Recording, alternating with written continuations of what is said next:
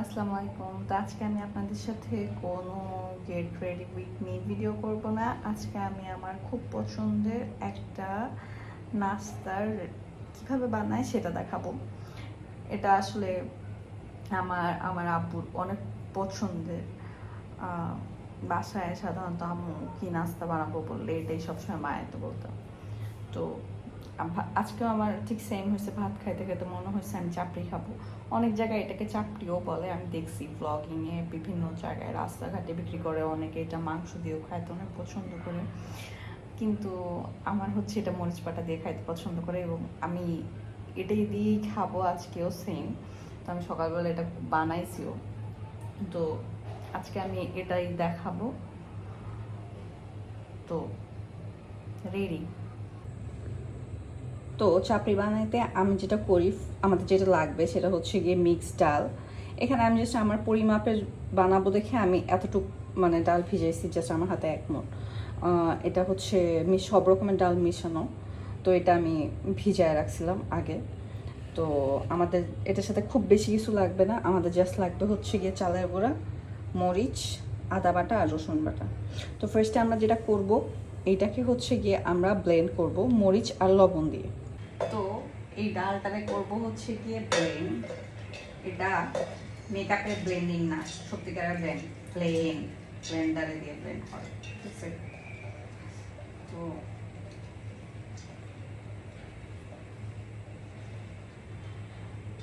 আমি ডাল, যেহেতু আমি ঝাল খাইতে পছন্দ করি, যার যেরকম ইচ্ছা সে সেরকম, মানে ঝাল তো যার যেরকম ইচ্ছা সেরকমই নেবে। তো আমি তো ঝাল খাই, তো আমি দিব এতটুকু, লবণ স্বাদ মতো। তো এখন এটারে করবো হচ্ছে গিয়া ব্লেন্ড, মেকআপের ব্লেন্ড না, ব্লেন্ডারে দিয়ে ব্লেন্ড। আর মরিচ লবণ দিয়ে ব্লেন্ড করা শেষ। এখন হচ্ছে এই যে নিয়ে রাখছিলাম যে আদা বাটা আর রসুন বাটা, এটা হচ্ছে গিয়ে মিক্স করব। রসুনটা দিছি অল্প, আর এখানে যতটুকু ডাল বাটা আছে, মানে যতটুকু আমরা ডাল নিছি এটা সমান আমি মাপ করে হচ্ছে গিয়ে চালের গুঁড়া এটার সাথে মিক্স করব। আপনারা চাইলে আসলে আপনাদের ইচ্ছা মতো যে কোনো কিছুই মিক্স করতে পারেন। তো আমরা এইভাবেই করি, আম্মু এইভাবেই করতো, তো আমারও এখান থেকে এইভাবেই শেখা। তো এটাই।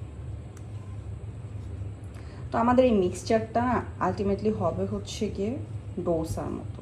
জায়গায় অনেকভাবে করতে দেখছি, বাট এটা আমরা এভাবেই খাই। অনেকে অনেকভাবে বলে, যেটা আমি বললাম যে অনেকে মাংস দিয়ে খেতে পছন্দ করে, ম্যাক্সিমাম সবাই মাংস দিয়েই খায়। আমি বিভিন্ন ব্লগিংয়ে দেখি ইদানিং এটা অনেক ভাইরাল, বাট এটা আসলে আমরা বাসায় সবসময় বানাই খাই। এটা এত কঠিন কিছু না, খুবই ইজি বানানো। তো আমি ভাবলাম শেয়ার করি। তো আপনারা চাইলে এটার সাথে যে কোনো কিছু, মানে যে কোনো কিছু দিয়ে খাইতে পারবেন। তো এটার এখন কিভাবে আমি ভাজবো আমার টেকনিকে, এখন সেটা দেখাবো। এই প্যানে সাধারণত এটা ভাজলে অনেক ইজি হয় এটাকে বানানো এবং হচ্ছে গিয়ে উল্টানো, যে কোনো কিছুই।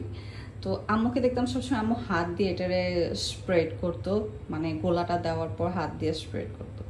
তো আমি পরে যখন একা থাকা শুরু করছি, এখন এটা আমার খুবই ফেভারিট। তো আমি কীভাবে খাবো এটা চিন্তা ভাবনা, আমি তো হাত দিয়ে বানাইতে পারবো না, জিনিসটা ভয় লাগে স্বাভাবিকভাবে। তো তখন নিজেই হচ্ছে গিয়ে জিনিসটা বুদ্ধি করে বাই করছি।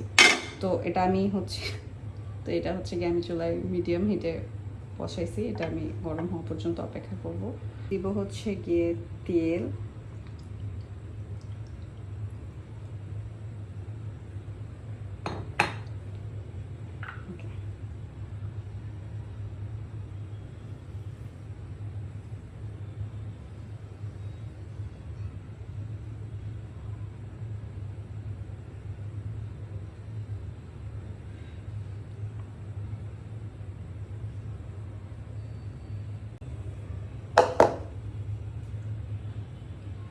আচ্ছা আমি আমি এইগুলাতে অ্যাপ্লাই করার জন্য আমি ইউজ করবো হচ্ছে কি ডালের চামচ, ঠিক আছে? তো তেল গরম হয়ে আসছে আমার মনে হয়। তো হচ্ছে গিয়ে আমি এখন এরকম করে এটা দিব।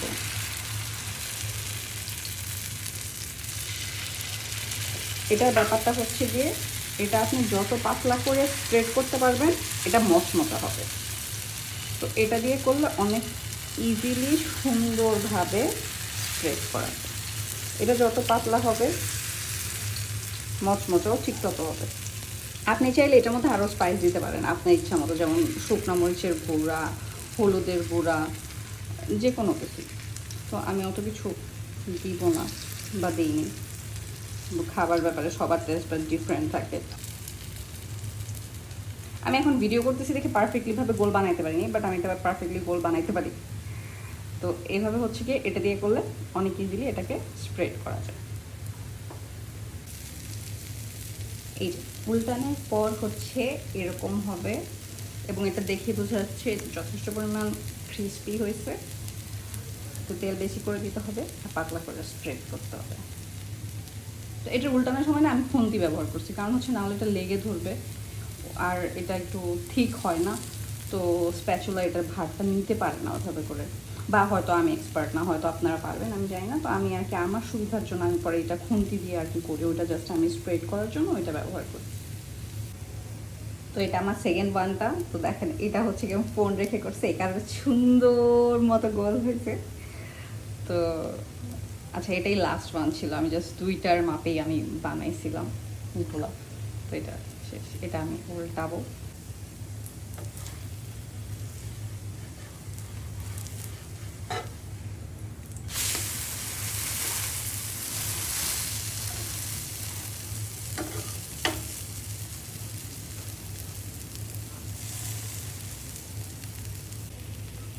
তো আমার এটা প্রায় হয়ে আসছে।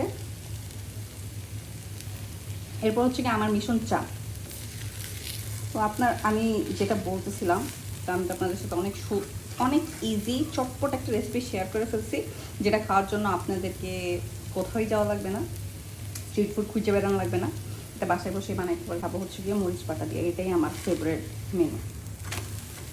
আরেকটা জিনিস হচ্ছে, এটা আপনি যত পাতলা করবেন এটা তত মচমচা হবে, মোটা করলে মচমচা হবে না, টেস্ট সেম থাকবে। এটা আমার ক্রিস্পি খাইতে পছন্দ হয়, যেমন এইটা আমার ক্রিস্পি হয়েছে, অনেক পাতলা মচমচা হবে। এটা অতটা ক্রিস্পি হবে না ওইটার মতো। তো আমার হচ্ছে গিয়ে শেষ নাস্তা বানানো। তো এটাও দেখে বোঝাই দেখেন এটাও ক্রিস্পি হয়েছে।